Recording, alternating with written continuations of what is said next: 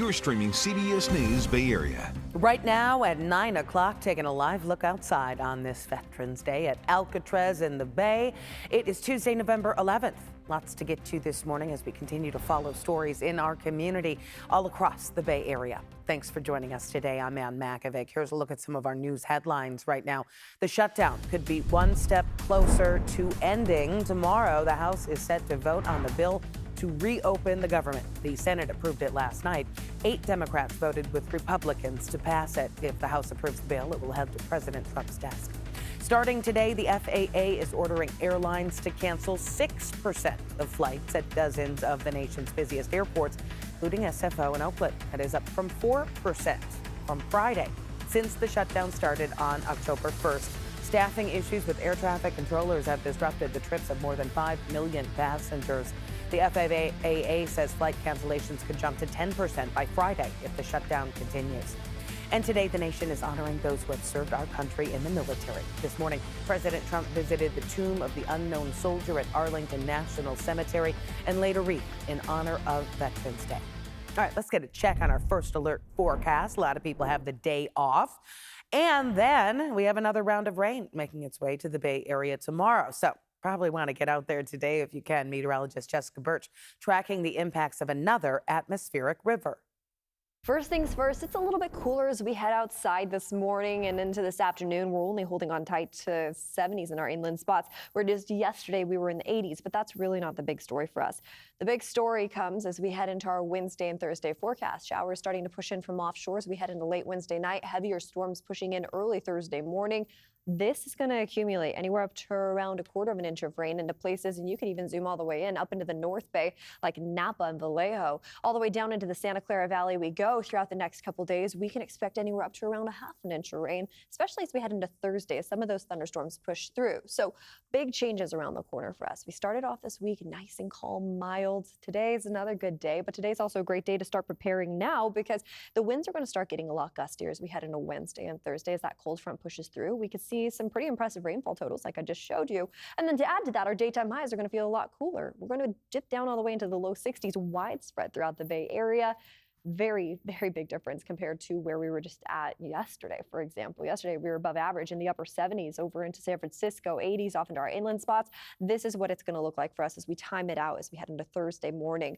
Heavy storms pushing in as many of us are just asleep, and then we wake up around 6, 7, 8 a.m. for that morning commute. On the roads, it's going to be slick, wet as those storms push throughout all the Bay Area. It pushes off into the Sierra, bringing in some snow for our friends over there. But here in the Bay, we're going to see the first impacts, which, like I mentioned, strong winds forecasted anywhere up to around 35 to 40 miles per hour. Daytime highs dipping down into the low 60s.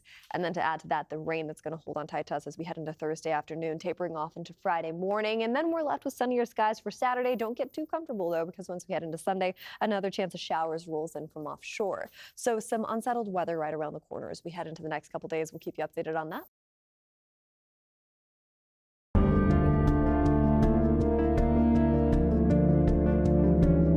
It is day 42 of the government shutdown, the longest in U.S. history, and the House could vote as early as tomorrow afternoon to end it. 8 Senate Democrats joined Republicans to pass the short-term funding bill last night. That includes money for food assistance and back pay for federal workers, but it does not extend Affordable Care Act health care subsidies, a key demand for Democrats. Natalie Brand has details from the White House. Amid nationwide travel delays, House members are on notice to return to Washington for a vote as early as Wednesday to reopen the government. You need to begin right now returning to the Hill. We have to do this as quickly as possible. Right now, we're focused on dealing with the bill that's coming over from the Senate to the House, and we're going to fight hard to defeat it. But with President Trump's backing, the measure is expected to get the House GOP support it needs to pass. We're going to be opening up our country. It's too bad it was closed, but we'll be opening up our country very quickly. The Senate-passed compromise package funds the government through January 30th, extends funding for SNAP or food assistance benefits for a full year, and reinstates federal workers who were laid off during the shutdown. 8 members of the Democratic caucus backed the measure, saying the pain of the shutdown was getting to be too much. I think collectively within the caucus, they realized this has to end. But the deal does not include an extension of the Affordable Care Act tax credits that Democrats had been fighting for, prompting many to call it a setback. A lot of people not just Democrats, Republicans. Republicans are going to be hit harder with these doubling of premiums actually than people in Democratic states. So this is a disaster all across the board, and people are bitterly disappointed. Some federal workers question what it was all for. To shut down the government over subsidies that it seems like won't even be a part of the negotiated deal seems to me to be a wasted month. Furloughed workers could be back on the job as soon as Thursday. Well, Republicans have a 2-seat majority in the House, leaving little room for dissent within their own party in order to pass that bill in the chamber. We'll keep an eye on it. Today, air traffic controllers are missing their second full paycheck. And until the government shutdown ends, travel delays are only expected to get worse. Beginning today, airlines are expected to cancel 6% of their flights at the nation's busiest airports. That number then goes up to 10% by Friday. This is how things looked at the Oakland airport this morning. Even if the government shutdown ends soon, that does not mean all these flight problems are suddenly going to go away. Today, we heard from travel expert Clint Henderson with the Points Guy. Yeah, even when the government reopens, we're in for a world of hurt. It's going to take a while to get everything ramped back up. So I would definitely have a plan B these days. I'm telling people for Thanksgiving, I think we'll be in better shape. Don't cancel your trips, but you want to have a backup flight booked. There's still a dramatic shortage of ATC workers, even if the government shutdown, really ramps down quickly. To rule today on the Trump administration's request to halt full federal funding for SNAP benefits while the government is shut down. Lower courts ruled the administration must pay full benefits for the 42 million Americans that rely on those food benefits. For the latest on the government shutdown and all of its many impacts, head to our website, kpix.com, or you can download the free CBS News app. Well, today on this Veterans Day, we see and salute heroes. Events are being held here in the Bay Area and all across the country. This morning, President Trump and Vice President J.D. Vance took part in the traditional wreath-laying ceremony at the Tomb of the Unknown Soldier in Arlington, Virginia. This morning at Santa Clara University, ROTC cadets kicked off a Veterans Day Ruck March to celebrate the men and women who serve. Veronica Macias is there. ROTC cadets over at Santa Clara University honoring veterans today with a ruck march, essentially a long distance walk with a backpack. They're carrying 25 pounds on their backs. They walked for a total of 5 miles and they came over to the Veterans Memorial in Santa Clara. And this is more than just a walk. This is a way to honor veterans, showing that they honor their emotional and physical burdens that veterans carry, some visible and some invisible. ROTC cadets being led by their military science professor, who explained that this day is all about honoring those who choose to defend the Constitution, sacrificing their comfort and their time, their service for those who came before them. So part of this, right, for our ruck march this morning is sort of putting our feet where our mouths are, right? We are putting in effort both to show that the cadets are getting ready to train and be the next generation in the Army, and then dedicating that training and that future service to the service of those who have gone before them. After gathering here for just a moment, having some water, they head over another 2 miles back to the university. They're having a wreath-laying ceremony. The professor also telling me, the lieutenant colonel, saying today isn't just about honoring those who have served and died in service, but honoring every branch of the military. Today, the USS Hornet in Alameda is holding its own wreath-laying ceremony with a flyover. And San Jose's 107th annual Veterans Day Parade marches through downtown. Organizers say it is the largest Veterans Day parade in Northern California. Still ahead here on CBS News Bay Area. Tensions boiling over as crowds clash outside a Turning Point event on the Cal campus. I don't think that the Berkeley chancellor should have let them come here. When I heard that they were bringing TPU here, I was like, heck yeah. We are going to hear from supporters and protesters at UC Berkeley. Plus, the search for San Mateo County's next sheriff now down to its finalists. Their pitch on how they turn the page on an embattled chapter for the department.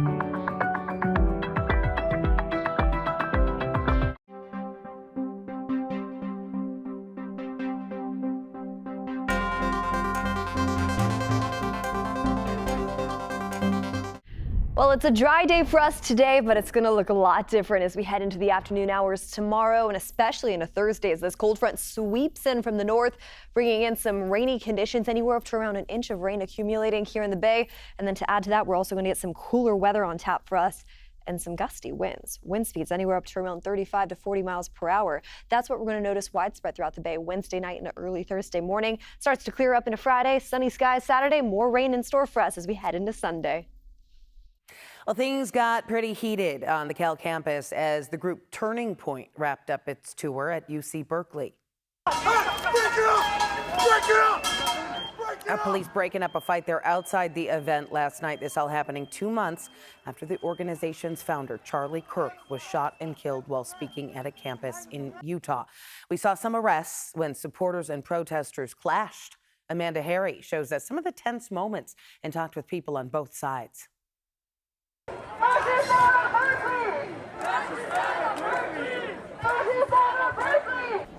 While some people lined up hours early to get a good seat at the Turning Point USA American Comeback Tour, others were protesting the event altogether. I think it's important to be out here, and I'm really proud to see that the culture is still alive. Andrew Similai-Chan is a junior, but it's his first year at UC Berkeley and one of his first on-campus protests. To get out here and be in community and really advocate for the values that we hold as an institution, to hold ourselves as students accountable and be here and show up to protect, the rights of so many people and fight against hatred and bigotry.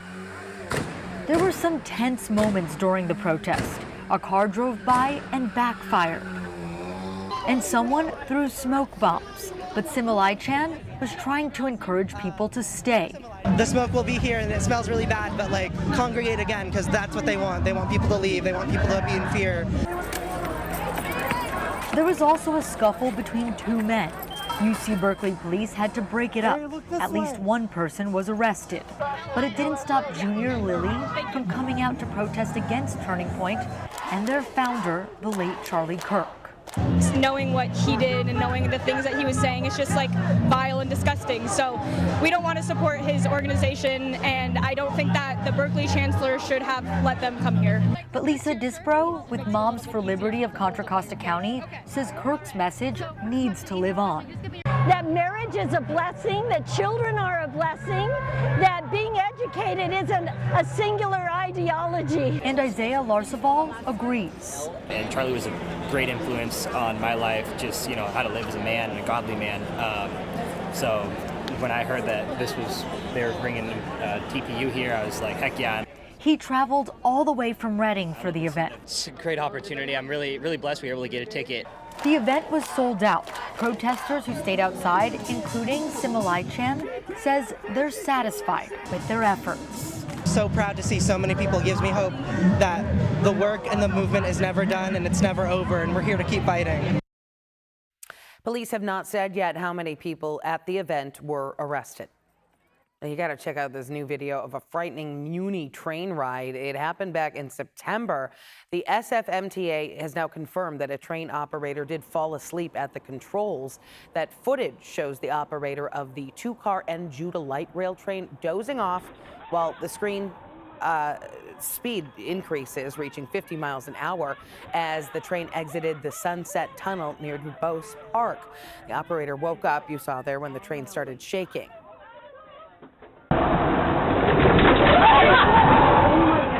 Now that is a view from inside the passenger cars as the train came to a sudden stop. Passengers tossed to the ground, some falling on top of one another. The operator then comes out and apologizes to the passengers for the incident. SFMTA investigated and concluded this was a result of operator fatigue. Operator has been placed on non-driving status.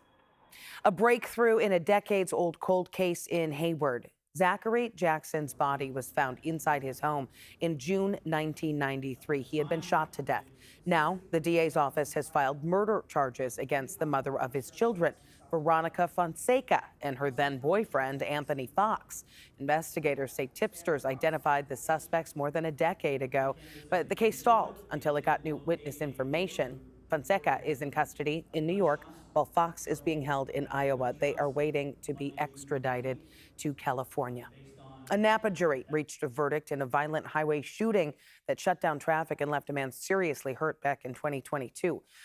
Jurors found Trong Nguyen guilty of attempted murder, carjacking, and several gun charges as well. Prosecutors say he shot a driver in the head during morning rush hour. This was on Highway 29, then stole a truck from a worker downtown.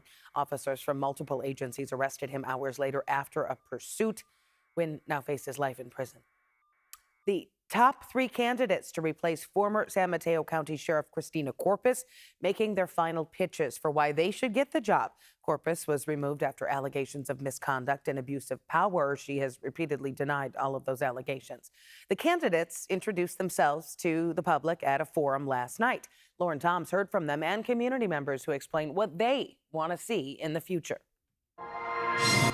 Inside the San Mateo County headquarters, 3 finalists lined up for a job interview unlike any other, one that could help repair a department still recovering from years of scrutiny and the ouster of former Sheriff Christina Corpus. Brian Travis, an immigrant from Vietnam who fled as a child and now serves as police chief for Solano Community College, spoke of rebuilding from within. They are broken right now. The last couple of years have really taken a toll on their psyche. Promotion opportunities have been taken away from them. Kenneth Binder, a career law enforcement official who served as undersheriff in Santa Clara County and now serves as interim police chief in Gilroy, promised to take political favors and nepotism out of the job. There's not going to be a sheriff's friend gets promoted just because they're their friend or some good old boy network. We're going to get rid of all of that. And David Lazar, a 33-year veteran of the San Francisco Police Department who retired as assistant chief this year, vowed to heal the culture and refocus the mission. The strength is from this organization right now. They're all here and they're ready to go. They're each hoping to fill an office with a culture crisis following years of low morale, internal investigations, and division. But the other flashpoint was immigration. As communities faced heightened fears of deportation, each candidate pledged to follow state law and not cooperate with immigration enforcement. There's a lot of fear in the community, and my job as sheriff is to put those fears at ease. I will never allow our deputies to ask anyone what their immigration status is. I've seen the hurt that this immigration enforcement has caused our migrant community. As sheriff, we're going to completely stay out of what's going on with regard to immigration and ICE enforcement. Then the public took the mic, many calling for new leadership, some calling for healing. An overwhelming number of community members voiced support for Lazar, while several endorsed Travis and Binder. If the management of our police department isn't cohesive, that we residents could be at risk. So we have to have good people with good minds who address these issues fairly and squarely. No decision has been reached just yet. The board has until Wednesday to decide on which candidate is best suited for the badge to serve a county ready for change. The board is going to hold a final round of public interviews and then choose the new sheriff at a special meeting tomorrow morning. We will be covering it for you. Still ahead here on CBS News Bay Area. For a first-time home buyer, the housing market can be frustrating. I ended up spending a lot of time writing offers and not getting houses, and then they kind of give up. We tag along with a local realtor to find out why there's a shortage of starter homes and what some believe is the solution.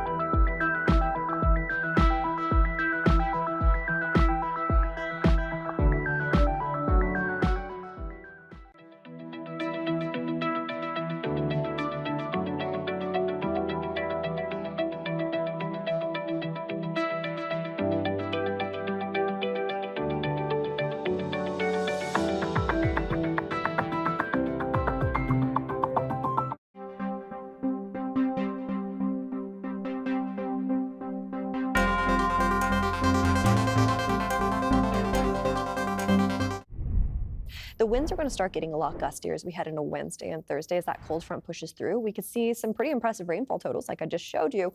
And then to add to that, our daytime highs are going to feel a lot cooler. We're going to dip down all the way into the low 60s, widespread throughout the Bay Area. Very, very big difference compared to where we were just at yesterday. For example, yesterday we were above average in the upper 70s over into San Francisco, 80s off into our inland spots. This is what it's going to look like for us as we time it out as we head into Thursday morning. Heavy storms pushing in as many of us are just asleep. And then we wake up around 6, 7, 8 a.m. for that morning commute. On the roads, it's going to be slick, wet as those storms push throughout all the Bay Area. It pushes off into the Sierra, bringing in some snow for our friends over there. But here in the Bay, we're going to see the first impacts, which, like I mentioned, strong winds forecasted anywhere up to around 35 to 40 miles per hour. Daytime highs dipping down into the low 60s. And then to add to that, the rain that's going to hold on tight to us as we head into Thursday afternoon, tapering off into Friday morning. And then we're left with sunnier skies for Saturday. Don't get too comfortable, though, because once we head into Sunday, another chance of showers rolls in from offshore. So some unsettled weather right around the corner as we head into the next couple days. We'll keep you updated on that. Well, President Trump has floated the idea of a 50-year mortgage. He suggested the plan in a social media post with an image of him next to former President Franklin D. Roosevelt, whose administration paved the way for the 30-year mortgage standard. Financial experts say 50-year mortgages would lead to lower monthly payments, but buyers would also pay more over time and take much longer to build up any equity. Meantime, new data shows the dream of home ownership is increasingly out of reach for younger Americans. According to the National Association of Realtors, the median age for first-time home buyers here in the U.S. has now reached 40 years old. Just 4 years ago, that number was 33. When the survey started in 1981, the median home buyer was just 29 years old. Here in the Bay Area, the market for first-time home buyers is even more daunting than pretty much anywhere throughout the rest of the country. Ken H. Choi spoke with realtors and house hunters about why finding a starter home has become impossible for many people in our region.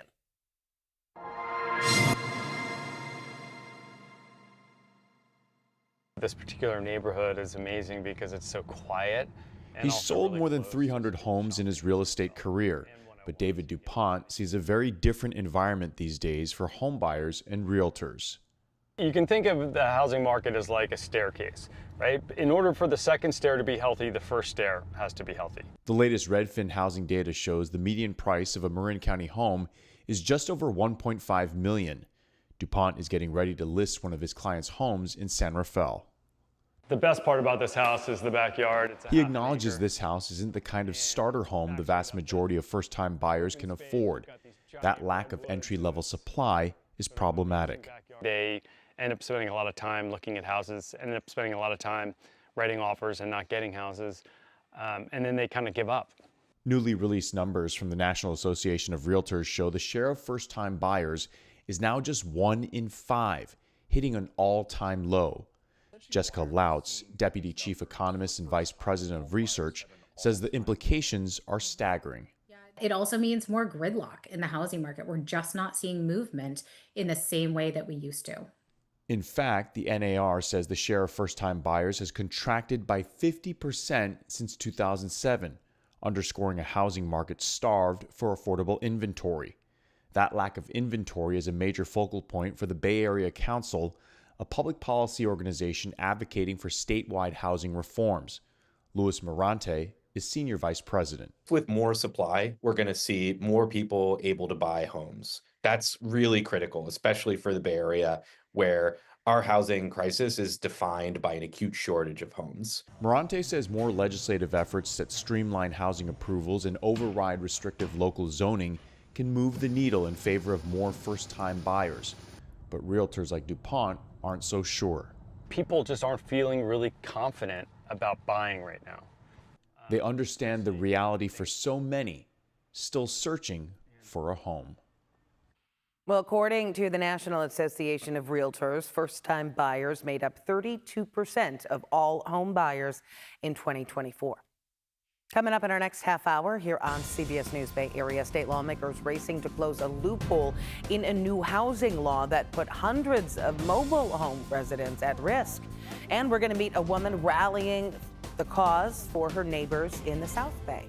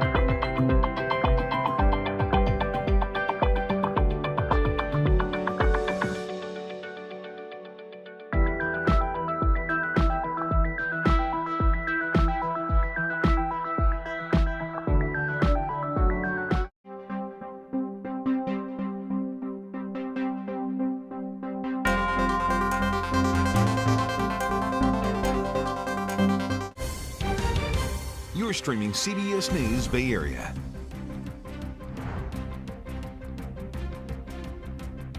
Thanks for staying with us this Tuesday. I'm Ann Makovic, and here's another look at our news headlines this Veterans Day. The shutdown could be one step closer to ending. Tomorrow, the House is scheduled to vote on the bill to reopen the government. The Senate approved it last night. 8 Democrats voted with Republicans to pass it. If the House approves the bill, it's going to head to President Trump's desk. Starting today, the FAA is ordering airlines to cancel 6% of flights at dozens of the nation's busiest airports, including SFO in Oakland. That is up from 4% since the shutdown started on October 1st. Staffing issues with air traffic controllers have disrupted the trips of more than 5 million passengers. The FAA says flight cancellations could jump to 10% by Friday if the shutdown continues. And today, the nation is honoring those who have served our country in the military. This morning, President Trump visited the tomb of the unknown soldier at Arlington National Cemetery and laid a wreath in honor of Veterans Day. All right, let's get another check on our first alert forecast with meteorologist Jessica Birch tracking a bit of a storm ahead later this week. First things first, it's a little bit cooler as we head outside this morning and into this afternoon. We're only holding on tight to 70s in our inland spots, where just yesterday we were in the 80s, but that's really not the big story for us. The big story comes as we head into our Wednesday and Thursday forecast. Showers starting to push in from offshore as we head into late Wednesday night, heavier storms pushing in early Thursday morning. This is going to accumulate anywhere up to around 1/4 inch of rain into places, and you can even zoom all the way in up into the North Bay, like Napa and Vallejo. All the way down into the Santa Clara Valley we go throughout the next couple days. We can expect anywhere up to around 1/2 inch of rain, especially as we head into Thursday, as some of those thunderstorms push through. So big changes around the corner for us. We started off this week nice and calm, mild. Today is another good day, but today's also a great day to start preparing now, because the winds are going to start getting a lot gustier as we head into Wednesday and Thursday. As that cold front pushes through, we could see some pretty impressive rainfall totals like I just showed you. And then to add to that, our daytime highs are going to feel a lot cooler. We're going to dip down all the way into the low 60s, widespread throughout the Bay Area. Very, very big difference compared to where we were just at yesterday. For example, yesterday we were above average in the upper 70s over into San Francisco, 80s off into our inland spots. This is what it's going to look like for us as we time it out as we head into Thursday morning. Heavy storms pushing in as many of us are just asleep, and then we wake up around 6, 7, 8 a.m. for that morning commute. On the roads, it's going to be slick, wet as those storms push throughout all the Bay Area. It pushes off into the Sierra, bringing in some snow for our friends over there. But here in the Bay, we're going to see the first impacts, which, like I mentioned, strong winds forecasted anywhere up to around 35 to 40 miles per hour. Daytime highs dipping down into the low 60s. And then to add to that, the rain that's going to hold on tight to us as we head into Thursday afternoon, tapering off into Friday morning. And then we're left with sunnier skies for Saturday. Don't get too comfortable, though, because once we head into Sunday, another chance of showers rolls in from offshore. So some unsettled weather right around the corner as we head into the next couple days. We'll keep you updated on that. The bill to create more housing here in California could have an unintended consequence. SB 79 could leave thousands of people who live in mobile homes right now in Sunnyvale without a place to live. Here is a look at 7 of the mobile home parks that could be affected. Sunnyvale is home to 3 of the 10 largest mobile home parks in the state. That includes Casa de Amigos, the largest park statewide with over 900 spaces. Now lawmakers are scrambling to fix the oversight. Our John Ramos spoke with one neighbor who's fighting to make sure she and her neighbors will not have to suddenly relocate. Mobile homes are some of the most affordable housing options in the Bay Area, but ironically, some may be threatened by a new state law designed to make housing more affordable.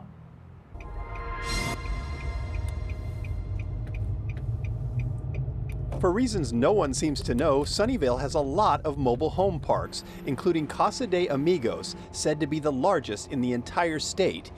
Gail Rubino is a mobile home activist who has been fighting to keep rents affordable. And then she heard about the passage of Senate Bill 79, which would allow new large-scale developments within half a mile of a passenger rail station.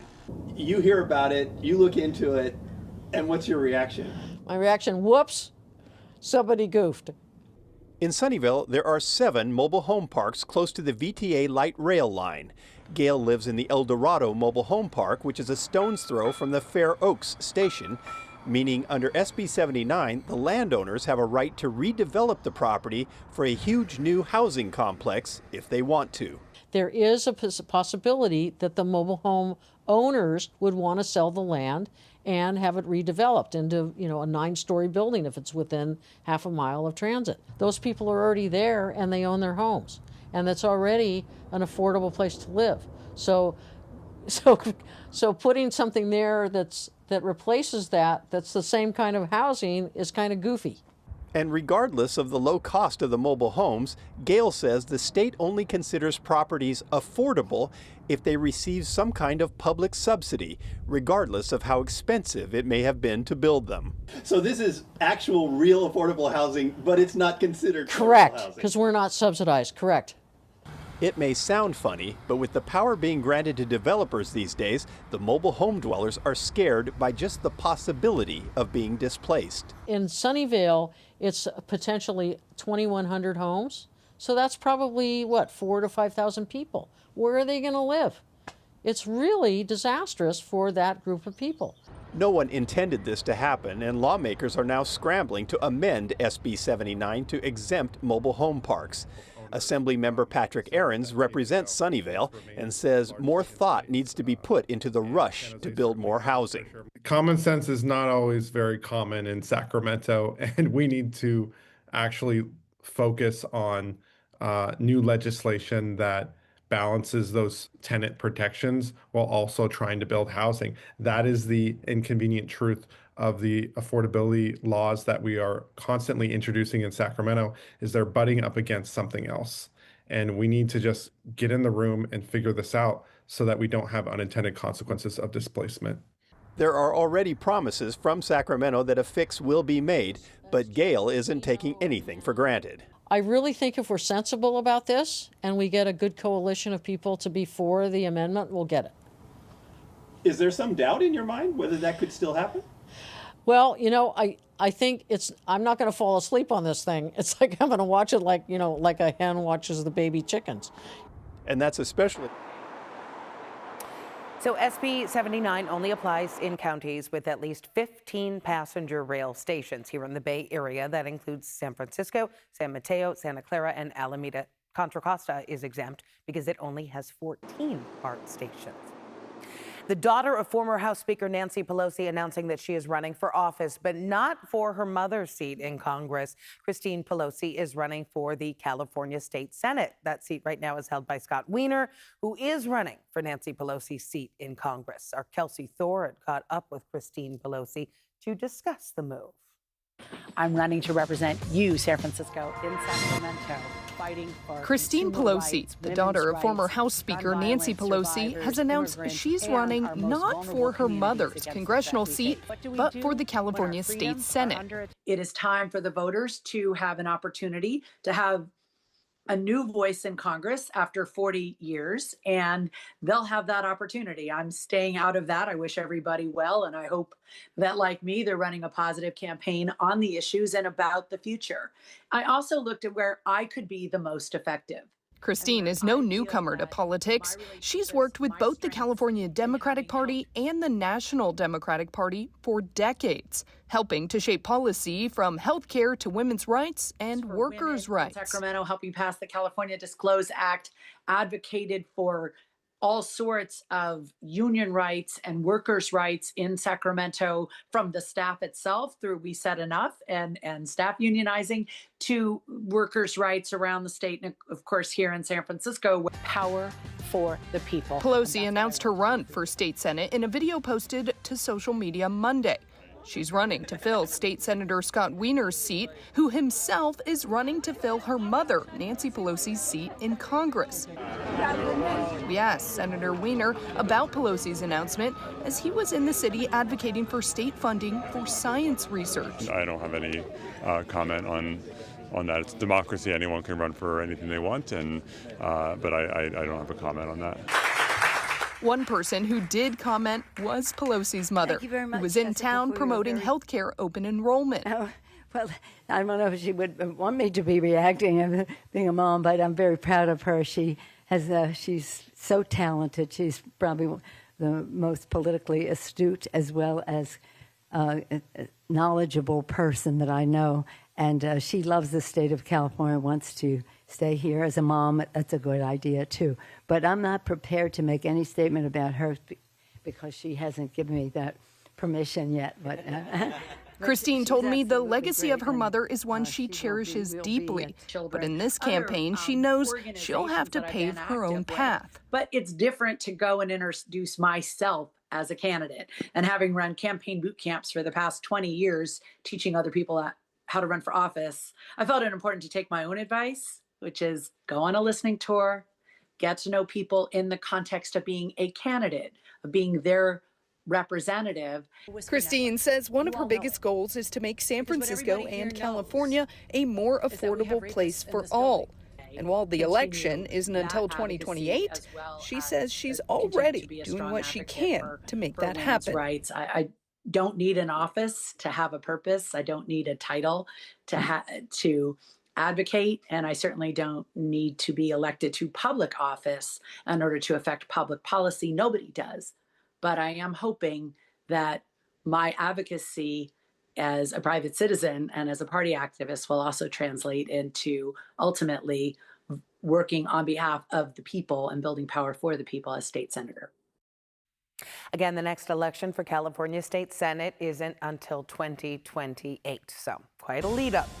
Coming up next, a long journey from Afghanistan to Stanford, how a Bay Area veteran is hoping to inspire others to follow their dreams. I felt lost, isolated. I suffered through depression, PTSD. It was very difficult.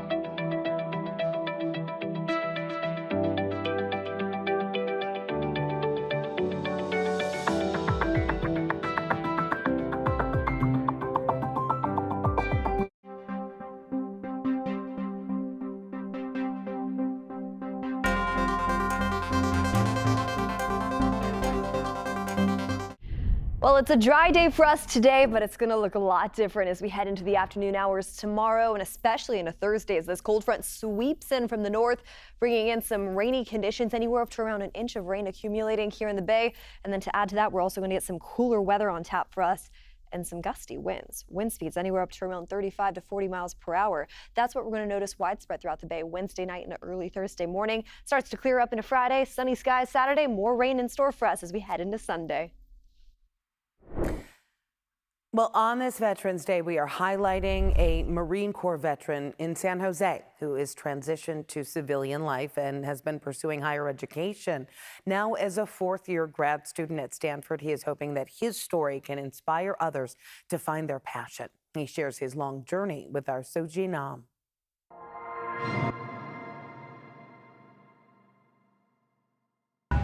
When Oscar Muir strolls through Stanford University, he remembers the long journey of getting to where he is today. Deployed to Afghanistan in 2009 with the infantry, and I was also part of the humanitarian mission in 2011 when Japan was hit by that enormous tsunami. Muir enlisted as a Marine and was deployed to the Middle East when he was 19 years old. But once he left the military, I felt lost, isolated. I suffered through depression, PTSD. He was unsure what to do next. It was very difficult for me at the time to really know how to ask for help or where to get help. But then he discovered the Warrior Scholar Project, an East Coast-based nonprofit that helps enlisted service members and veterans pursue higher education. Muir went to boot camp at Yale and never gave up on his dream of attending Stanford University. I was denied twice before being accepted the third time. As a fourth-year grad student, he studies neuroscience, motivated by the goal of helping current veterans. And it's like, can we change the neural wiring in the brain to alleviate some of these symptoms? And those who will one day serve. The future goal would be, then can we do this for other psychiatric illnesses such as depression, PTSD, and utilize these methods to really help the veteran community. Muir's story inspired Stanford professor Benjamin Lev. A lot of fundamental science research is funded through the DoD. My PhD was. And at this point in my career, I felt that I had the time and the inclination to give back. His father had served in the Air Force, and in wanting to give back, Lev launched a Warrior Scholar Project chapter at Stanford last year. We spend a week in a boot camp where we teach them how to become students at the college level, how to take notes in a lecture, how to ask questions of a professor, how to do problem sets. It's programs like these that motivated Muir. Don't give up, maintain that hope, and you did incredible things in the military, and you could do incredible things outside the military. And he hopes that his story can inspire other veterans to keep going.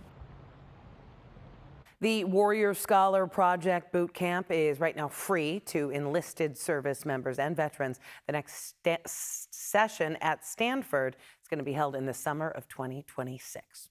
Coming up next here on CBS News Bay Area, screening kids earlier for signs of potential reading difficulties. The sooner that we really make sure that we have kids on track and promote them to do even better, the more success we can have. We will take you inside a Bay Area classroom training other educators how to use the new tools. Oh, thank you so much.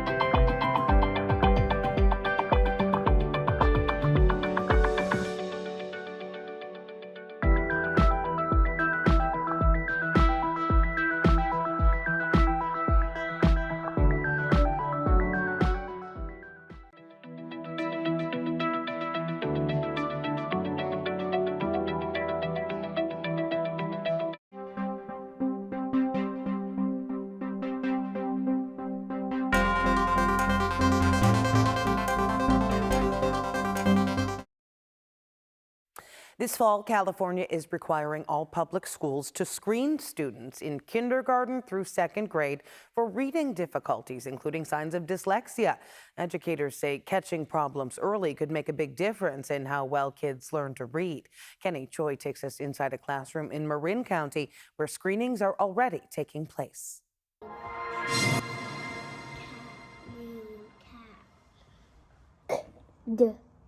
For the first time, all California schools are testing kindergarten, first and second graders for early signs of reading difficulties, including dyslexia. I want you to tell me the names of all the pictures as fast as you can.